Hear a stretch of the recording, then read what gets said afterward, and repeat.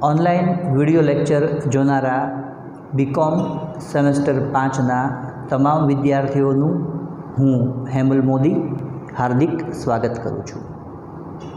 विद्यार्थी मित्रों, आजे આપણે ટીવાય બીકોમની અંદર એક સબ્જેક્ટ છે 5th સેમેસ્ટરમાં સ્ટેટિસ્ટિક્સ, એ સબ્જેક્ટ આપણે ભણવા જઈ રહ્યા છીએ। આ એક એવો સબ્જેક્ટ છે કે જેનાથી તમે લોકો ફૂલ્લી ફેમિલિયર છો। તમે લોકો 12th કોમર્સની અંદર આ સબ્જેક્ટ ભણીને આવ્યા છો। હા, કદાચ અમુક સ્ટુડન્ટ એવા હશે કે જેમણે આ સબ્જેક્ટ ઓપ્શનમાં કાઢ્યો હશે અને હવે પાછું કમ્પલસરી આવે છે। बाकी मेजोरिटी स्टूडेंट्स एवा है कि जेने आ सब्जेक्ट भणीने आव्या छे। आ सब्जेक्ट एटलो सहेलो छे, तमे भणीने आव्या छो एटले तमने खबर छे, पण हजू घणा बधा विद्यार्थीओना मगजनी अंदर छे ने एवुं होय छे कि स्टेट तो बहु अघरुं छे, मने स्टेट नथी आवडतुं, हुं स्टेटमां नापास थाईश तो आ बधा प्रश्नो हजी माथामां आवता होय छे। तो एक वस्तु याद राखो मित्रों, आ सब्जेक्ट बहु सहेलो छे, आ सब्जेक्ट बहु इजी छे अने मात्र आ जे सब्जेक्ट है एने अघरो बनावी देवामां आवेलो छे बोली बोलीने। 2 वखत 3 वखत 4 वखत आपणे एवुं बोलीए ने कि आ सब्जेक्ट अघरो छे अघरो छे अघरो छे, मने नहीं आवड़े एटले ए आपणे न ज आवड़े। पण आपणे ए वस्तु विचारवानी छे कि अघरो नथी, एक पण वस्तु आपणा माटे अघरी नथी। आ सब्जेक्ट छे ए पण सहेलो छे अने मने आवड़शे। आजे आपणे बीकॉमनी अंदर 5th सेममां एक सब्जेक्ट जे आवे छे, आ सब्जेक्ट आपणे नाना हता ने त्यारथी भणता आव्या छे। तमे 10th मां आ सब्जेक्ट भणीने आव्या छो। एक चेप्टर हतुं 10th ની અંદર, એક તમે ચેપ્ટર ભણ્યા હતા। 12th ની અંદર એક સબ્જેક્ટ ભણ્યા છો, સબ્જેક્ટની અંદર ઘણા બધા ચેપ્ટર તમે ભણ્યા છો અને હવે ફરી વખત પાછું ટીવાયમાં તમારે આ સબ્જેક્ટ આવે છે। હવે આ સબ્જેક્ટ છે એ બહુ ઇઝી છે, આપણે ભણીને આવેલા છીએ એટલે મગજની અંદર એક વસ્તુ પહેલાં આપણે કાઢી જ નાખવાની કે આ સબ્જેક્ટ મને અઘરો લાગશે।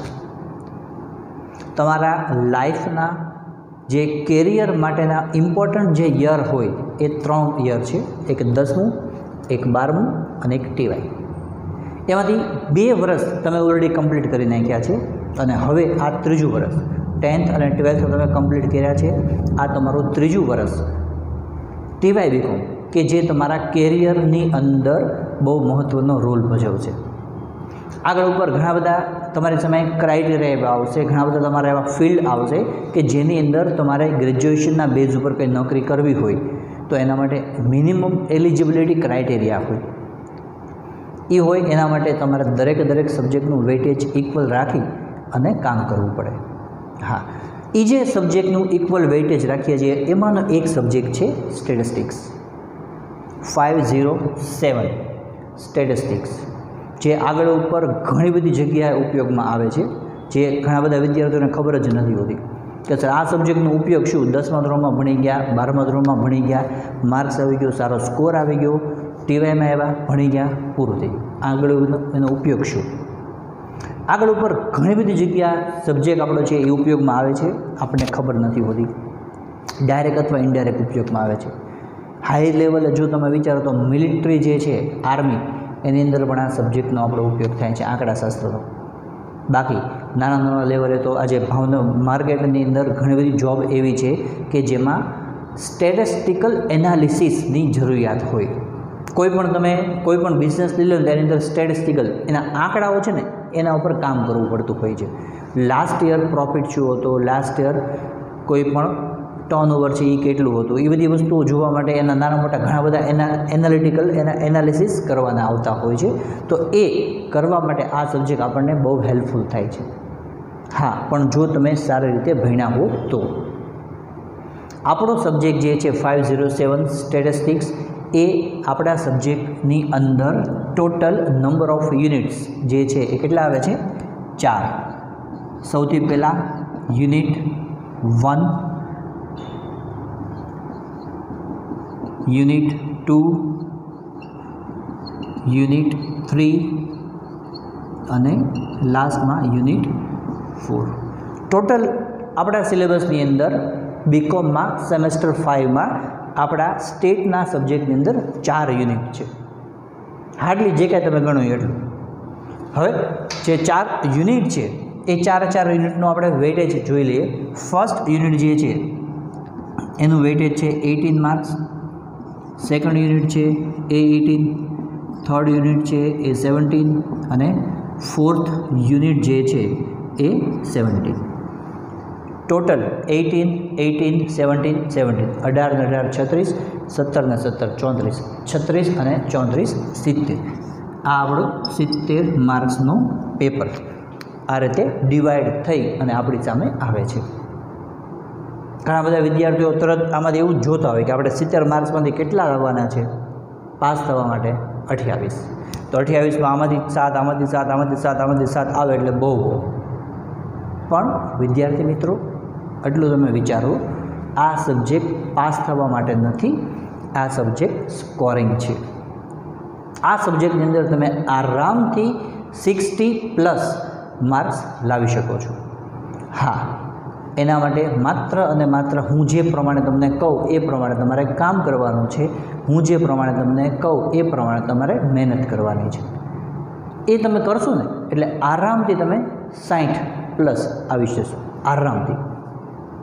બહુ ઝાઝી સર તમે મહેનત કરવાની કીધી તો શું તમે દિવસમાં 12 કલાક વાંચવાનું કહેશો? નહીં, 12 કલાક વાંચવાની વાત નથી. તમે 10મા ધોરણમાં અને 12મા ધોરણમાં એટલી મહેનત કરી હશે, અહીંયા આગળ એટલી બધી મહેનત કરવાની જરૂર નથી.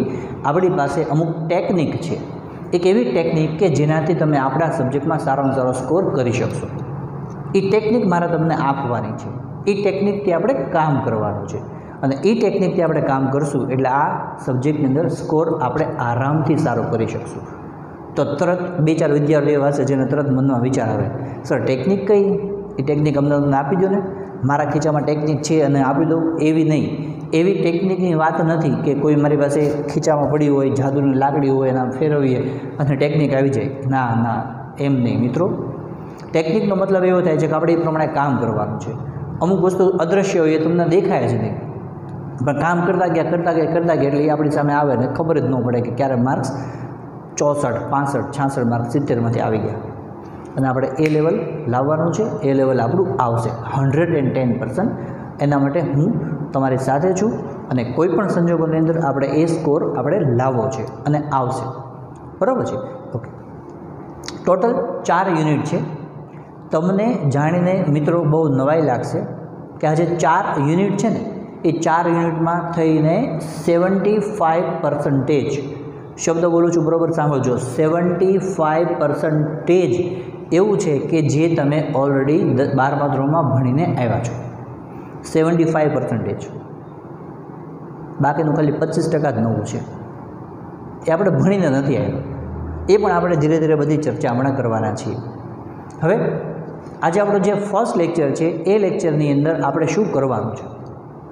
આ લેક્ચરની અંદર આપણે આજે ઓવરઓલ આપણે 4 યુનિટ છે અને 4 યુનિટની અંદર કયા કયા ટૉપિક્સ ભણવાના છે એ વસ્તુ આપણે ચર્ચા કરવાની છે. હંમેશા એક યાદ રાખવાનું કે કોઈ પણ સમયે આપણે જે કંઈ કામ કરતા હોય ને તો આપણને પહેલાં એક ખબર હોવી જોઈએ કે આપણે એક્ઝેક્ટલી શું કામ કરવા જઈ રહ્યા છીએ, આપણે શું કામ કરવાનું છે એ આપણને ખબર હોવી જોઈએ. આપણે ઘરેથી બહાર નીકળીએ એટલે સ્કૂલે જતા હોઈએ, કોલેજે જતા હોઈએ, ફ્રેન્ડ્સના ઘરે જતા હોઈએ તો ઘરેથી જેવા બહાર નીકળીને ચપ્પલ પહેરીએ ને ત્યારે આપણા માઇન્ડમાં એક ગોલ સેટ હોય. કયો? તો ભાઈ આપણે કોલેજે જવાનું છે. એટલા માટે તમે ઘરેથી બહાર નીકળો છો અને સીધા કોલેજ આવો છો. કારણ તમને ખબર છે તમારે ક્યાં જવાનું છે, તમને ખબર છે તમારે તમારા ફ્રેન્ડના ઘરે જવાનું છે, તો તમે સીધા ત્યાં જશો. એવું ક્યારેક બન્યું જ ખરા કે બેગ લીધી, ઘરની બહાર નીકળો અને પછી વિચારો કે યસ હવે મારે ક્યાં જવું છે? એવું નહીં થાય. તમે ઘરેથી જ નક્કી કરશો કે આ જગ્યા મારે જવાનું છે. એ જ વસ્તુ આપણે અહીંયા કરવાની છે. આજે ફર્સ્ટ લેક્ચર છે તો ફર્સ્ટ લેક્ચરમાં જ આપણે નક્કી કરી નાખવાનું છે કે આપણે કેટલા માર્ક્સ લાવવા છે. બીજી વસ્તુ આપણે એ નક્કી કરી નાખવાનું છે કે આપણે સબ્જેક્ટની અંદર ટોટલ ભણવાનું છે શું શું, એવી કઈ વસ્તુ કે જે આપણે ઓલરેડી 12મા ધોરણમાં ભણીને આવ્યા છીએ, એવી કઈ વસ્તુ કે જે આપણે હજુ 12મા ધોરણમાં ભણ્યા નથી અને એ સિવાય નવી શીખવાની છે.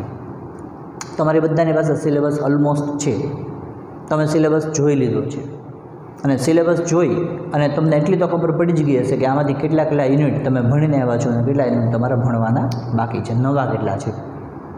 કદાચ 12મા ધોરણમાં થોડુંક વધારે સારું ભણ્યા હો તો ઓછી મહેનતની જરૂર પડશે, અને 12મા ધોરણમાં થોડુંક ધ્યાન ઓછું રાખ્યું હશે તો આપણે એમાં થોડીક વધારે મહેનત કરશું, પણ થઈ જશે એ ફાઇનલ છે, બરાબર.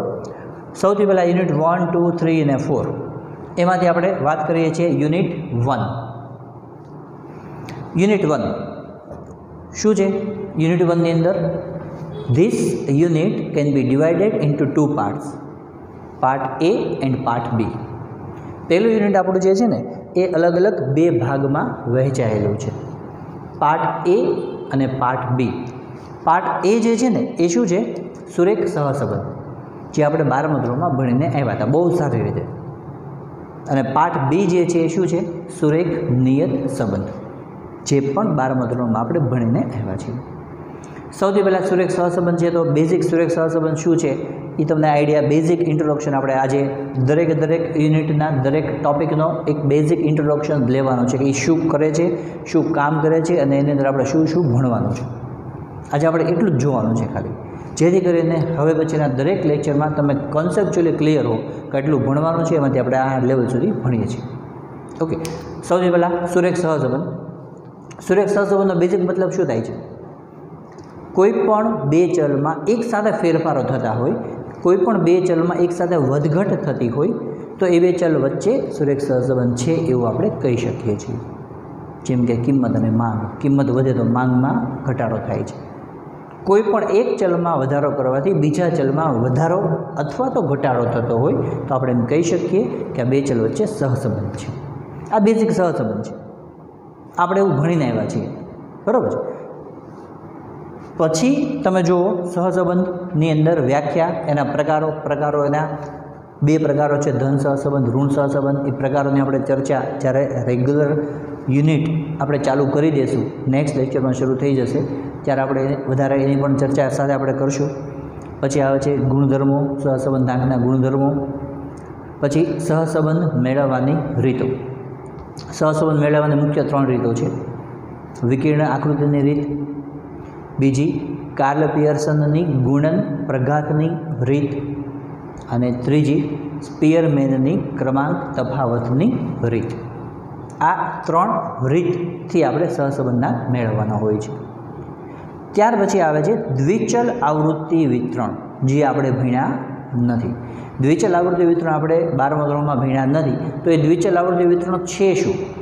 તમે સહસંબંધ ભણ્યા છો એટલે તમને ખ્યાલ છે. તમને ખાલી ટૂંકમાં કહું કે દ્વિચલ આવૃત્તિ વિતરણમાં શું છે. આપણે સહસંબંધમાં કેમ એક્સ અને વાય લખતા હોઈએ, આપણે અહીંયા લખીએ છીએ એક્સ, અહીંયા લખતા હોઈએ આપણે વાય, પછી X Y, X square, Y square, X Y, પછી ટોટલ કરતા હોય. પણ ટોટલ આપણે આમ કરીએ છીએ, ટોટલ આમ ક્યારેય કરતા નથી.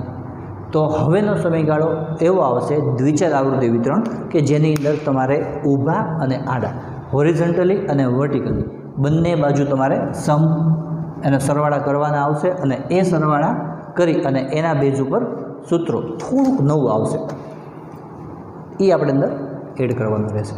બાકી બધી વસ્તુ સેમ છે. ખાલી આ એક ટોપિક દ્વિચલ આવૃત્તિ વિતરણનો એક ટોપિક એવો છે જે આપણે ભણીને આવ્યા નથી, જે આપણે હવે ભણશું. ત્યાર પછી પાર્ટ બી, નિયત સંબંધ, સુરેખ નિયત સંબંધ. સહસંબંધ અને નિયત સંબંધ 2 વચ્ચે બેઝિક ડિફરન્સ શું છે?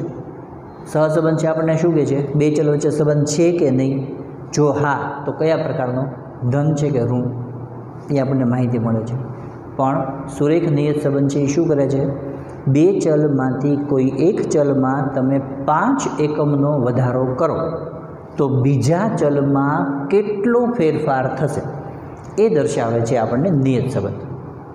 સુરેખ સહસંબંધ ક્યારે એવું નહીં દર્શાવે કે એક ચલમાં 5 એકમનો વધારો કરો તો વાય ચલમાં કેટલો વધારો થાય, એવું નહીં આવે. હા, નિયત સંબંધ એ વસ્તુ આપણને કહે છે. એટલે બેઝિકલી 2 વચ્ચે ડિફરન્સ શું આવે છે? 2 ચલ વચ્ચે સંબંધ છે કે નહીં, અને જો છે તો કયો છે એ દર્શાવતું માપ એટલે સહસંબંધ.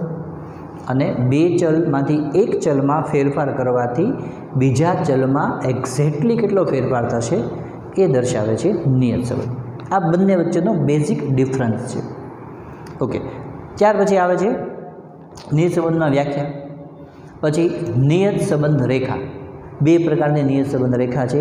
એક વાયની એક્સ પરની નિયત સંબંધ રેખા અને બીજી એક્સની વાય પરની નિયત સંબંધ રેખા. જે પહેલી રેખા છે ને વાયની એક્સ પરની નિયત સંબંધ રેખા એ આપણે ભણી ગયા છીએ, અને એક્સની વાય પરની નિયત સંબંધ રેખા એ તમારા 12મા ધોરણના સિલેબસમાં નહોતી, એટલે તમે કદાચ ન મેળવો.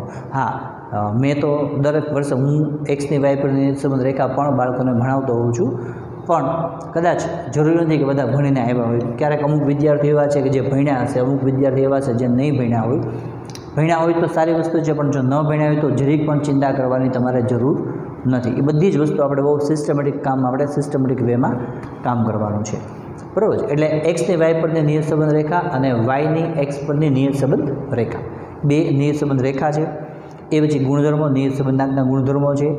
દ્વિચલ આવૃત્તિ વિતરણ, જે રીતે સહસંબંધમાં દ્વિચલ આવૃત્તિ વિતરણમાં બે બાજુ આડા અને ઊભા સરવાળા થાય છે, એવી જ રીતે નિયત સંબંધમાં પણ આડા અને ઊભા બે બાજુના સરવાળાવાળા દાખલાઓ આવી સામાન્ય સૂત્રોમાં ફેરફાર આવશે. એ આપણે આવશે ત્યારે જોશું. પછી સહસંબંધ અને નિયત સંબંધ વચ્ચેનો તફાવત, હમણાં જ મેં તમને કીધું બેઝિક તફાવત. સહસંબંધ નિયત સંબંધનો શું છે બેઝિક તફાવત? સહસંબંધ છે બે ચલ વચ્ચેમાં, બે ચલ વચ્ચે કયો સંબંધ છે, સંબંધ છે કે નહીં, અને જો છે તો કયો છે એ આપણને દર્શાવે છે. જ્યારે નિયત સંબંધ એ કામ નથી કરતો. નિયત સંબંધ તો એક્ઝેક્ટલી એક્સ ચલમાં વધારો કરવાથી વાય ચલમાં કેટલો વધારો થશે એ માપ દર્શાવે છે. અત્યારે તમને ખાલી પ્રસ્તાવ આપું છું, બેઝિક એની અંદર શું છે એ તમને કહું છું. જે તમે ભણીને આવ્યા છો એ જ વસ્તુ હું તમને ખાલી યાદ કરાવડાવું છું. બાકી આપણે જ્યારે શરૂ થશે ને ત્યારે એકદમ ડિટેલમાં એ વસ્તુ જોવાની છે. અત્યારે ખાલી તમને ઇન્ટ્રોડક્શન કરાવવા જઈ રહ્યો છું કે આપણે કઈ કઈ વસ્તુઓ ભણવાની છે, અને એમાંથી તમે કઈ વસ્તુ ભણીને આવ્યા છો એ તમને હું ખાલી યાદ કરાવું છું.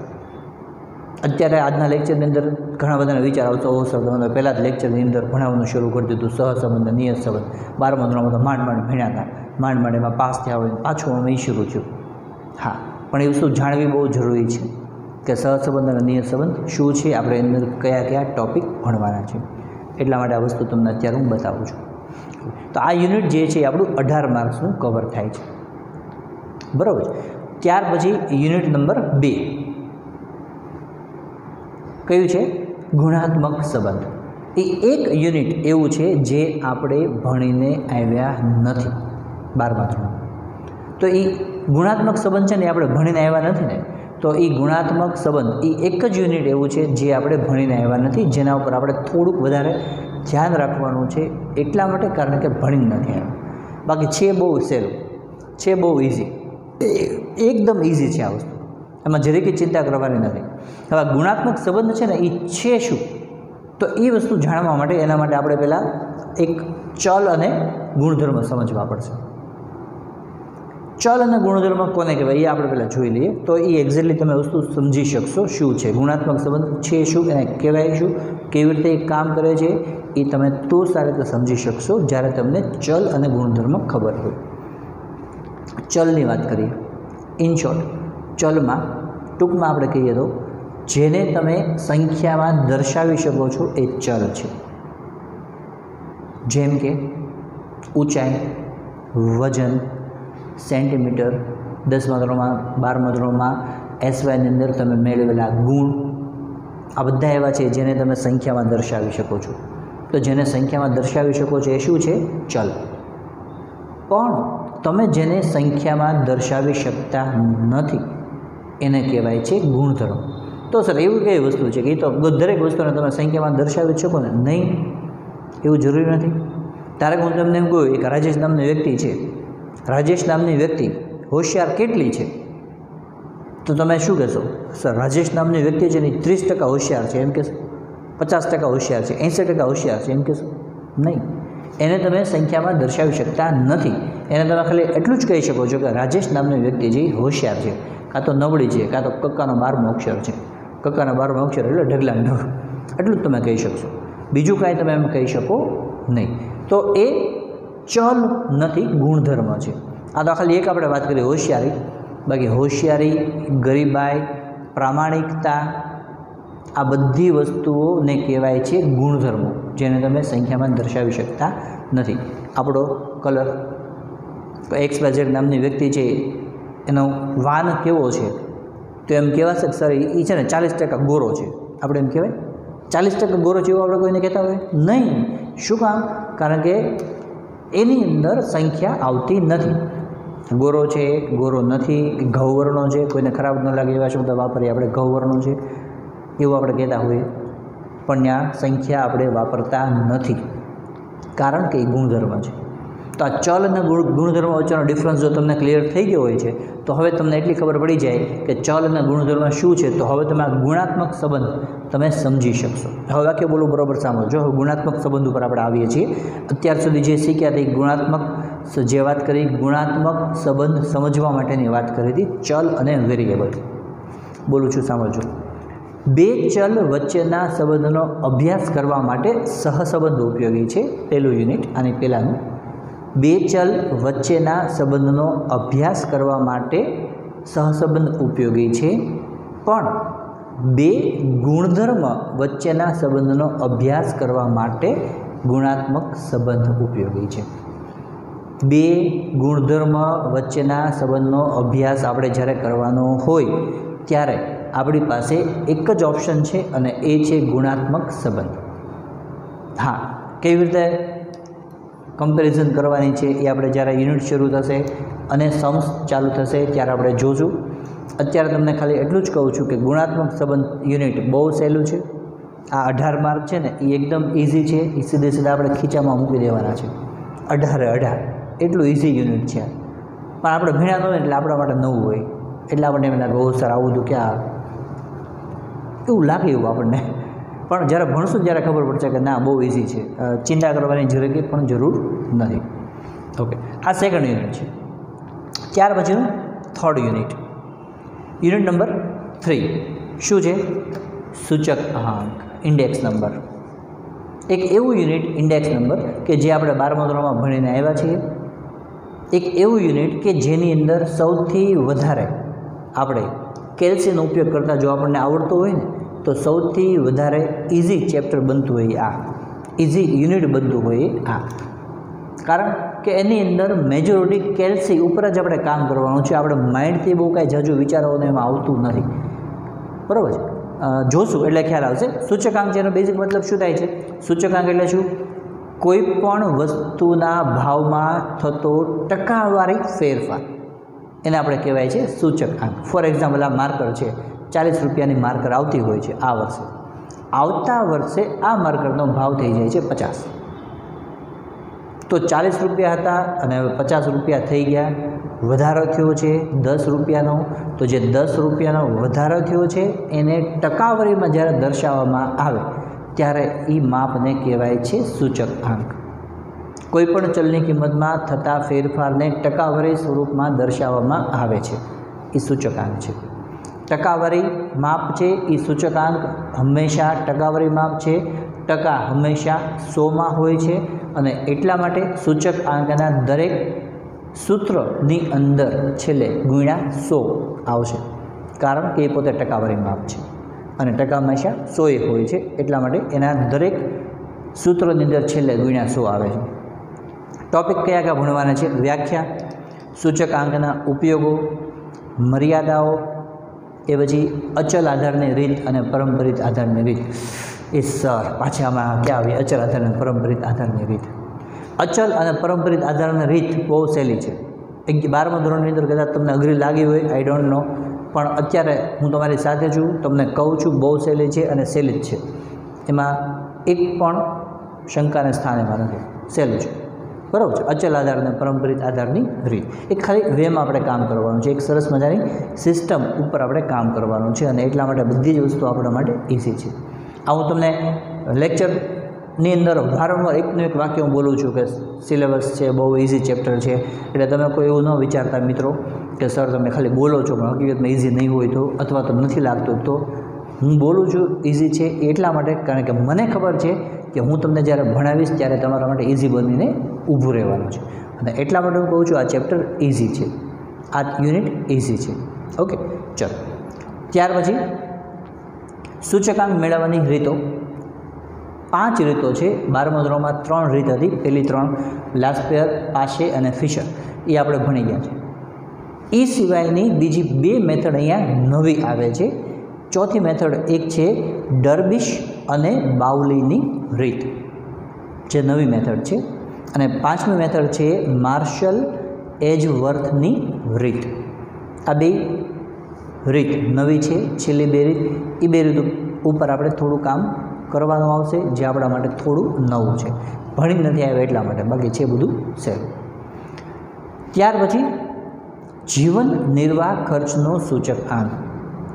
જીવન જીવવા માટે થતા તમામ ખર્ચાઓનો જે સૂચકાંક મેળવવામાં આવે છે એ જીવન નિર્વાહ ખર્ચનો સૂચકાંક કહેવાય. જેમ કે કોઈ એક કુટુંબ છે, એક કુટુંબની અંદર 4 મેમ્બર છે, હમ દો હમારે દો.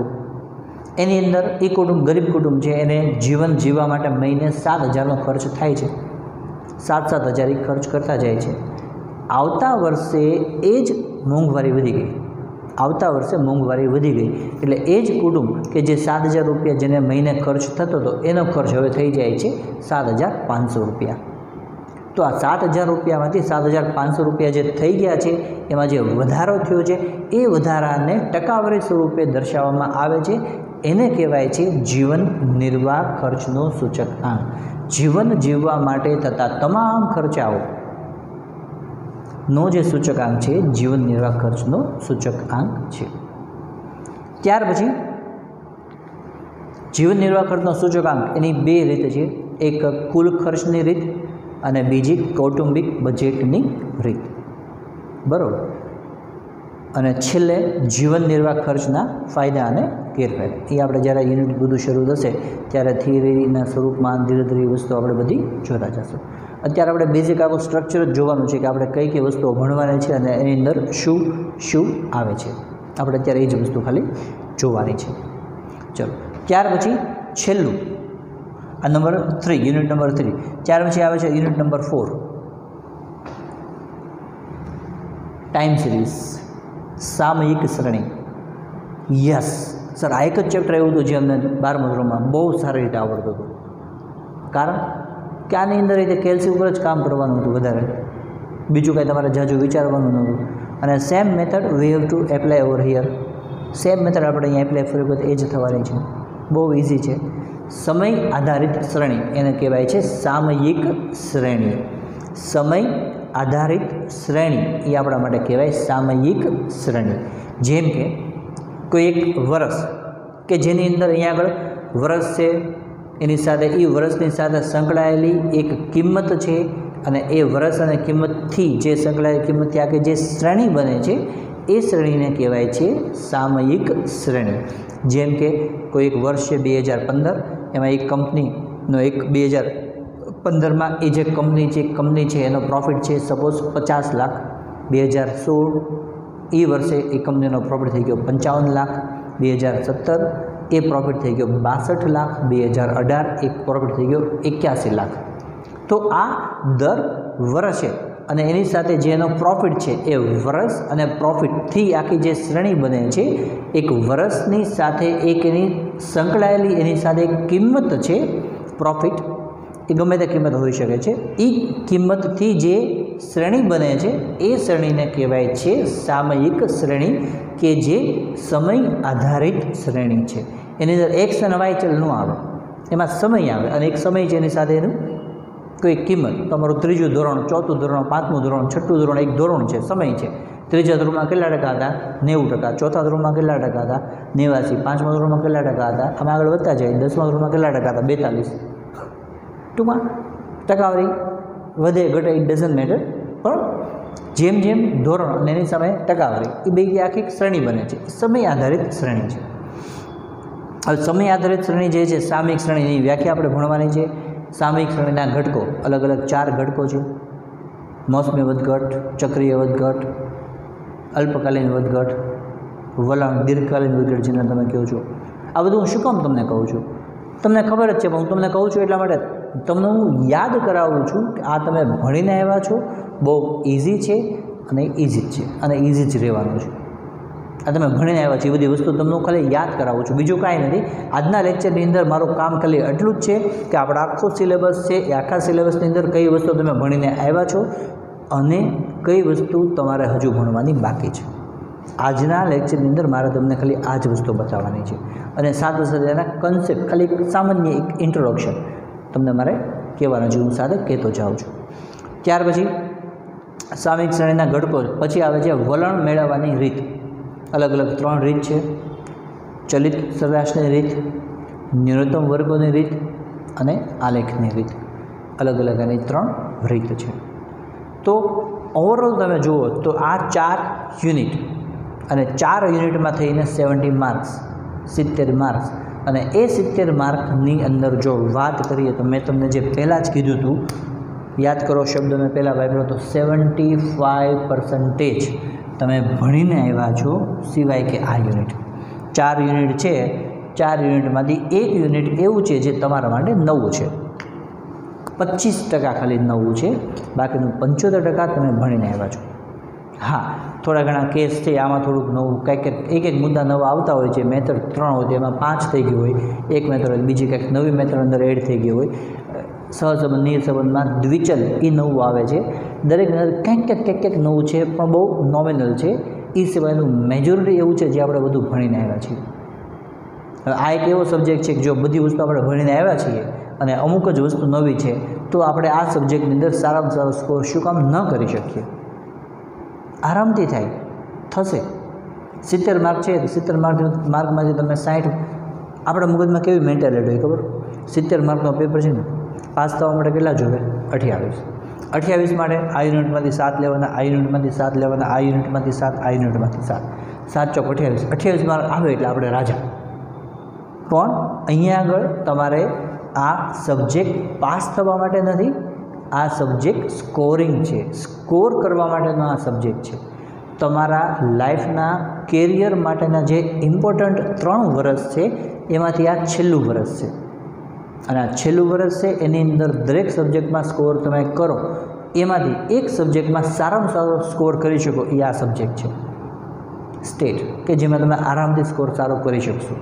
એક પ્રોપર વેમાં આપણે કામ કરવાનું છે. અને લેક્ચર જે છે એ વચ્ચે વચ્ચે બ્રેક ન થાય, પડે નહીં તમારે જોવાના અથવા તો ભણવાના, એ ધ્યાન રાખવાનું છે. એટલે આરામથી આપણે સારામાં સારો સ્કોર કરી શકશું. બરાબર છે. આજના લેક્ચરની અંદર માત્ર અને માત્ર મારે તમને આપણો સબ્જેક્ટ છે એનું ઇન્ટ્રોડક્શન જે તમને ખબર છે થોડું ફ્લેશબેક કરાયું. યુનિટની અંદર કયા ટૉપિક જે તમે ભણીને આવ્યા છો, કયા ટૉપિક જે આપણે ભણવાના બાકી છે, અને ઓવરઓલ આખા સિલેબસની અંદર આપણે શું ભણવાનું છે એટલી આપણે ચર્ચા કરી. હવે નેક્સ્ટ લેક્ચર આપણો જ્યારે આવશે ત્યારે નેક્સ્ટ લેક્ચરની અંદર આપણે યુનિટ 1 જે છે એ શરૂ આપણે કરી દઈશું. નેક્સ્ટ લેક્ચરમાં યુનિટ 1 શરૂ થઈ અને એના દાખલાઓથી જે કહે છે આપણે ચાલુ કરી દઈશું. ઓકે, આજના લેક્ચરની અંદર આપણે અહીંયા સુધી રાખીએ છીએ. નેક્સ્ટ લેક્ચરમાં યુનિટ નંબર 1 સાથે આપણે મળીએ છીએ. Thank you very much.